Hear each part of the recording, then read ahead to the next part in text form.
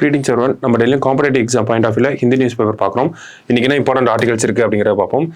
So இன்னைக்கு ரொம்ப கம்மியாக தான் நியூஸஸ் இருந்துச்சு, ஓகேங்களா. ஸோ டேரெக்டாக பார்த்தோம்னா 2-3 ஹெல்த் ரிலேட்டடாக டெரிவேட்டிவ்ஸ் வந்திருக்கு. ஐ மீன் நோட்டிஃபிகேஷன் அப்படிங்கிறது கொடுத்துருக்காங்க. ஸோ ஃபர்ஸ்ட் பார்த்தோம்னா food safety and standards authority of India, உணவு கட்டுப்பாட்டு வாரியம் அப்படின்னு நம்ம தமிழில் சொல்கிறோம் இல்லையா. அவங்க என்ன சொல்லியிருக்காங்க அப்படின்னு பார்த்தோம்னா, remove 100% fruit juice claim from label and ads அப்படின்னு சொல்லியிருக்காங்க. அதாவது இந்த ஜூஸ் தயாரிக்கக்கூடிய நிறுவனங்கள்லாம் இருப்பாங்க. ஸோ அவங்க என்ன அவங்களோட ப்ராடக்டை எப்படி விளம்பரப்படுத்துவாங்க அப்படின்னு பார்த்தோம்னா, இந்த ஒரு ஜூஸில் பார்த்தோம்னா நமக்கு 100% வந்து ஃப்ரூட் கண்டென்ட் மட்டும்தான் இருக்கு அப்படிங்கிற மாதிரியான ஒரு விளம்பரத்தை தான் நமக்கு கொடுப்பாங்க இல்லையா. ஸோ பொதுவாகவே நம்ம பார்த்தோம்னா நிறைய ஜூஸஸ் இருக்கு, பிராண்ட்ஸ் சொல்ல விரும்பல நான். நிறைய ஜூஸஸ்ல பார்த்தோம்னா 100% ஃப்ரூட் கண்டென்ட் இருக்கு அப்படிங்கிறத அவங்க விளம்பரமா நமக்கு கொடுக்குறாங்க. ஸோ அந்த மாதிரி கொடுக்க கூடாது அப்படிங்கிற ஒரு நோட்டிபிகேஷன், ஒரு பிரஸ் ரிலீஸை வந்து யாரு கொடுத்துருக்காங்கன்னா, food safety and standards authority of India, உணவு கட்டுப்பாட்டு வாரியம். அவங்க தான் எல்லாத்தையுமே ரெகுலேட் பண்ணுவாங்க, இந்த உணவு சார்ந்த விஷயங்கள் எல்லாத்தையுமே. ஸோ அந்த வகையில் என்ன ஒரு விஷயம் சொல்லியிருக்காங்கன்னா, எந்த ரெகுலேஷனுக்கு கீழே சொல்லியிருக்காங்க அப்படின்னு பார்ப்போம். அதாவது food safety and standards regulation, அதாவது அட்வர்டைஸ்மெண்ட் அண்ட் கிளைமிங், அதில் மட்டும் பார்த்தோம்னா 2018 ஒரு ரெகுலேஷன் கொண்டு வந்திருப்பாங்க. ஸோ அதுக்கு கீழே இந்த மாதிரி ஒரு விஷயத்தை சொல்லியிருக்காங்க. என்ன அப்படின்னு பார்த்தோம்னா, நமக்கு எந்த ஒரு ஃப்ரூட் ஜூஸுமே அப்பார்ட் ஃப்ரம் நம்ம கடையில் போய் ஃப்ரூட் மட்டுமே இருக்கக்கூடிய நம்ம ஜூஸஸ் பார்த்துருப்போம். ஸோ அது மட்டும்தான் நமக்கு 100% ஃப்ரூட் கண்டென்ட் மட்டுமே இருக்கும். இந்த மாதிரி பேக்கேஜாக வரக்கூடிய ஜூஸஸில் பார்த்தோம்னா 100% ஃப்ரூட் கண்டென்ட் இருக்காது. அதில் அதிகமாக வாட்டர், கலரிங் ஏஜென்ட் அதெல்லாமே இருக்கும். அதுக்கப்புறமா அந்த பிரைமரியா நம்ம ஃப்ரூட் கண்டென்ட்னு சொல்றது ரொம்பவே குறைவாக தான் இருக்கும். அப்படி இருக்கப்ப நீங்க 100% ஃப்ரூட் ஜூஸ் அப்படிங்கிறத நீங்க விளம்பரப்படுத்த கூடாது, அந்த மாதிரி மக்களை மிஸ்லீட் பண்ணக்கூடாது அப்படிங்கிற ஒரு ரெகுலேஷன் நமக்கு கொண்டு வந்திருக்காங்க. அப்ப இந்தியாவில் இந்த உணவு சார்ந்த கட்டுப்பாடுகள் அப்படிங்கிறது சமீபத்தில் நிறைய விஷயங்கள் வந்திருக்கு. நம்ம பார்த்துருப்போம், இந்த செர்லாக், நான்ப்ரோ, நெஸ்லேவோட ப்ராடக்ட்ஸ்லாம் வந்து ஹை சுகர் கண்டென்ட் இருக்கு அப்படின்னு சொல்லி அதற்கு ஒரு ரெகுலேஷனை FSSAI கொண்டு வந்திருந்தாங்க. ஸோ அந்த வகையில் இன்னொரு ரெகுலேஷனை கொண்டு வந்திருக்காங்க. ஃப்ரூட் ஜூஸஸ்லாம் வந்து 100% ஃப்ரூட் ஜூஸ் அப்படின்னு சொல்லி நீங்க கிளைம் பண்ணக்கூடாது அப்படிங்கிறத சொல்லியிருக்காங்க இந்த ஒரு விஷயத்துல. அதே மாதிரி இந்த பூஸ்ட், போன்விட்டா போன்ற ஹெல்த் ட்ரிங்க்ஸ்லாம் இருக்கு இல்லையா. ஸோ அதை வந்து நீங்க ஹெல்த் ட்ரிங்க் அப்படின்னு சொல்லி மார்க்கெட் பண்ணக்கூடாது, விளம்பரப்படுத்தக்கூடாது அப்படிங்கிறது சொல்லியிருக்காங்க. ஸோ சமீபத்தில் வரிசையா 2-3 விஷயங்கள் சொல்லிட்டே வரனால தான் இந்த ஒரு விஷயத்தையும் நம்ம செய்திகளில் பார்க்குறோம், சரிங்களா. ஸோ அதனால தான் நமக்கு ஒரு இம்பார்ட்டண்ட்டான விஷயமா இருக்கு. ஸோ அடுத்தது பார்த்தோம்னா ICMR ஒரு விஷயம் பண்ண போறாங்க. என்னன்னா ஒரு ப்ரொபோசலை கொண்டு வந்திருக்காங்க. என்ன ஒரு ப்ரொபோசல் அப்படின்னு பார்த்தோம்னா, சிக்கிள் செல் அனிமியா அப்படிங்கிற ஒரு நோய் பத்தி நமக்கு தெரியும், ஓகேங்களா.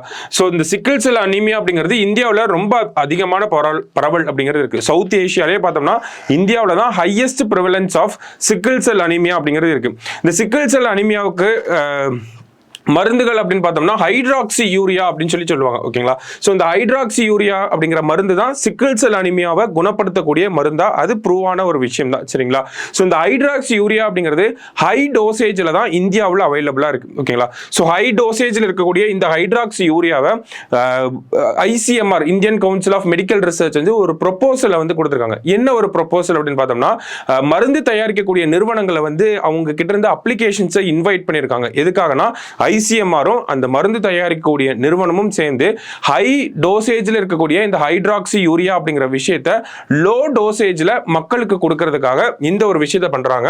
So low dosage of hydroxy urea அதை தான் ஃபார்ம் பண்ண போறாங்க, கண்டுபிடிக்க போறாங்க. So low dose hydroxyurea எதுக்காக அப்படின்னு பார்த்தோம்னா, சிக்கிள் செல் அனிமியாவை இன்னமும் எஃபெக்டிவா ட்ரீட் பண்றதுக்காக. ஏன்னா அந்த high dosage of hydroxy urea அந்த மாத்திரையை பொறுத்த வரைக்கும் பார்த்தோம்னா நம்மளோட கெப்பாசிட்டிக்கு ஏற்ற மாதிரி, நம்மளோட பாடி இம்யூனிட்டிக்கு ஏற்ற மாதிரி உடச்சு கொடுக்குற மாதிரி எல்லாம் இருக்கு. ஸோ அந்த மாதிரி நிறைய சிக்கல்கள் இருக்கு இந்த ஹை டோசேஜ் ஆஃப் ஹைட்ராக்சி யூரியாவை பயன்படுத்துறதுனால. அதனால அதுக்கு ஆல்டர்னேட்டிவா low dosage of hydroxy urea அப்படிங்கிற ஒரு விஷயத்தை சிக்கிள் செல் அனிமியாவை ட்ரீட் பண்றதுக்காக ICMR உருவாக்க போறாங்க. அதற்கான இன்விடேஷனை தான், அப்ளிகேஷன்ஸை தான் வந்து கேட்டிருக்காங்க, ஓகேவா. ஸோ அந்த வகையில் பார்க்குறப்போ நமக்கு இன்னொரு முக்கியமான விஷயமா இருக்கு. என்னன்னா, இந்த சிக்கிள் செல் அனிமியா அப்படிங்கிறது இந்தியாவில் ஹை ப்ரிவலன்ஸ் இருக்கு, அதிகமான பரவல் இருக்கு அப்படிங்கிறது நம்ம சொல்றோம். அந்த வகையில் இந்த சிக்கிள் செல் அனிமியாவை எலிமினேட் பண்றதுக்காக இந்திய அரசாங்கம் ஒரு டார்கெட் வச்சிருக்காங்க. 2047க்குள்ள இந்தியாவில இருந்து முற்றிலுமா இந்த சிக்கிள் செல் அனிமியாவை ஒழிக்கணும் அப்படிங்கிறது தான் அந்த டார்கெட், சரிங்களா. ஸோ அப்போ இந்த ஒரு விஷயத்தை நல்லா பார்த்து வச்சுக்கோங்க. முக்கியமான ஒரு விஷயம், ஒரு டிசீஸ் இருக்குன்னா அதனுடைய எலிமினேஷன் டார்கெட், நமக்கு எக்ஸாம்பிளுக்கு TB இருக்கு அப்படின்னா 2025க்குள்ள இந்தியாவில் TB முக்து பாரத் அபியான் அப்படின்னு சொல்லுவாங்க, ஓகேவா. TB இல்லா இந்தியா அப்படின்னு சொல்லுவாங்க. அது 2025 நம்ம பார்க்குறோம். அந்த வகையில் இந்த சிக்கிள் செல் அனிமியா அனிமியாவை ஒழிக்கிறதுக்காக ஒரு டார்கெட் இயர் வச்சிருக்காங்க. அது என்ன வருஷம் அப்படின்னு பார்த்தோம்னா 2047. முக்கியமான விஷயம் நல்லா நோட் பண்ணி வச்சுக்கோங்க. ஓகேவா? ஸோ கடைசியா இன்னைக்கு செய்தித்தாள்ல கடைசியா இருக்கக்கூடிய நியூஸா பார்க்குறோம். என்ன பார்க்குறோம் அப்படின்னா, மெக்சிகோவை பொறுத்த வரைக்கும் பார்த்தோம்னா அங்கே இந்த வருஷம் நிறைய ஊர்களில் தேர்தல் நடந்துட்டு இருக்கு. ஓகேங்களா? இப்போ நமக்கு கூட தேர்தல் முடிவுகள் வந்து கொஞ்சம் கொஞ்சமாக வந்துட்டே இருக்கு. அந்த வகையில் மெக்சிகோவை பார்த்தோம்னா, மெக்சிகோவில் தேர்தல் முடிஞ்சு அங்கே முதல் முறையாக மெக்சிகோவோட ஹிஸ்ட்ரியிலேயே ஃபர்ஸ்ட் டைமாக என்ன நடந்திருக்குன்னா, ஃபர்ஸ்ட்டாக ஒரு விமன் பிரசிடென்ட் அப்படிங்கிறவங்க வரப்போறாங்க. ஓகேங்களா? ஸோ இவங்க தான் இந்த விமன் பிரசிடென்ட். இவங்களுடைய பேர் என்ன அப்படின்னு பார்த்தோம்னா கிளாடியா ஷெயின்பாம் அப்படிங்கிறதா இவங்களுடைய பேர். மெக்சிகோவோட ஹிஸ்டரியில முதல் முறையாக ஒரு பெண் அதிபர் அப்படிங்கிறவங்க வரப்போறாங்க. இன்னமும் அமெரிக்காவில் கூட இன்னும் ஃபர்ஸ்ட் டைமா ஒரு விமன் பிரசிடென்ட் அப்படிங்கிறது வந்தது கிடையாது.